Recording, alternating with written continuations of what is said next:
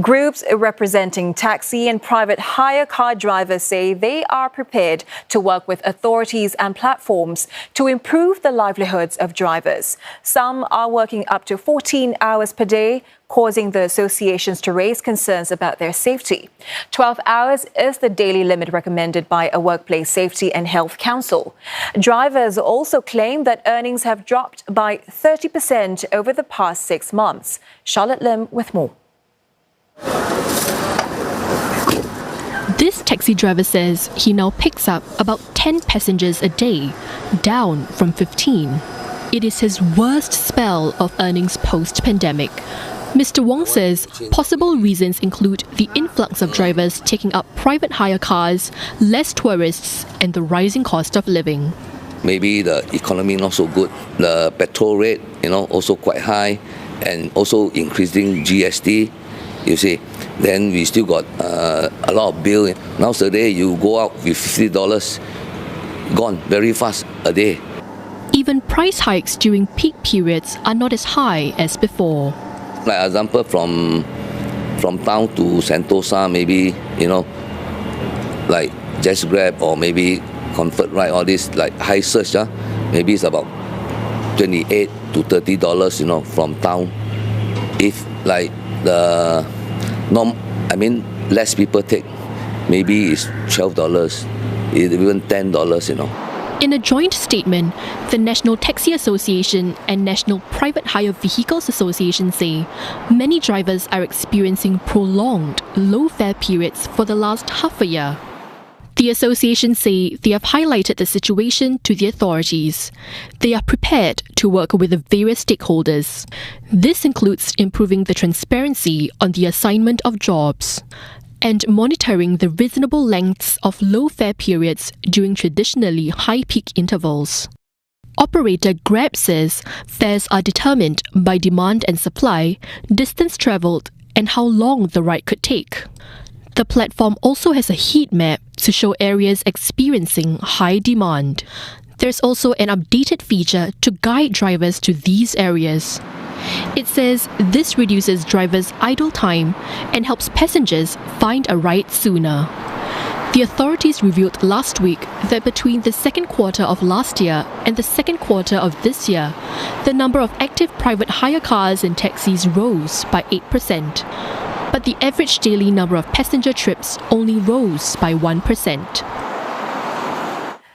And here to give us more analysis is Terence Fan. He is Assistant Professor of Strategic Management at the Singapore Management University. Professor Fan, welcome to the program.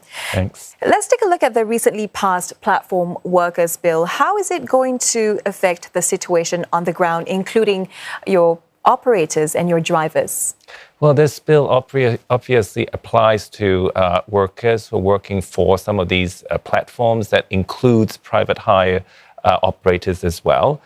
So this bill will allow for things such as compensation when the worker unfortunately gets injured while carrying out some of these jobs. It will also mandate or maybe allow for the option for the the platform operator to contribute CPF on behalf of these workers, just like they would be in a normal sort of employer-to-employee relationship. So in that sense, this bill actually improves the well-being of these platform workers because otherwise they may not get these benefits. So I can't say that their life would be worse just because of the passage of the bill. Sure, but the bill is also expected to increase costs for platform operators. How will that exacerbate the situation for drivers? Well, yes, in a sense, it will add some of the costs to some of the platform operators. But on the other hand, some of these costs, such as the CPF contribution, goes directly to the accounts of these workers. So in that sense, I don't think the workers are worse off. Now, the platform operators may try to recoup some of these costs from their customers by, for example, either outright raising the prices or maybe they are being mischievous and they try to make some of the cheaper versions or options of their services less available so that on average, customers are spending a little bit more than they used to. Okay. So these are some of the ways in which platform operators can kind of recoup their costs. We were watching the story earlier, and associations, they are prepared to work with the relevant parties to help improve the livelihood of drivers, including monitoring the lengths of low fare periods during high peak spells. In your view, what would be a reasonable length of low fare periods, especially when your drivers and commuters, they will probably have very conflicting ones here? Yeah, I mean, it really depends on the time scale that we're looking at. So if we're looking at a normal working day and children are going to school, for example, we expect some morning peaks, and then the demand could drop off quite precipitously until maybe early afternoon, and then it gradually picks up for the evening sort of off-work crowd, and then it goes all the way to maybe some of the evening entertainment hours and so on. So there are periods where definitely the demand is less. So I think having some of these platforms, these people who are supposedly not full-time working, but they're sort of offering a ride every now and then, so they could sort of fill in the gaps when demand is really strong. And I don't know if you remember, there were days when people were lining up at the shopping malls in the evenings, or even on weekends prior to the emergence of these platforms. Nowadays, we don't see that much anymore. right? Yes. There are concerns too over the lack of transparency from platform operators when it comes to job allocation and workers' earnings. What could be some ways to make the system more transparent? How do we balance drivers' interest with commercial interest?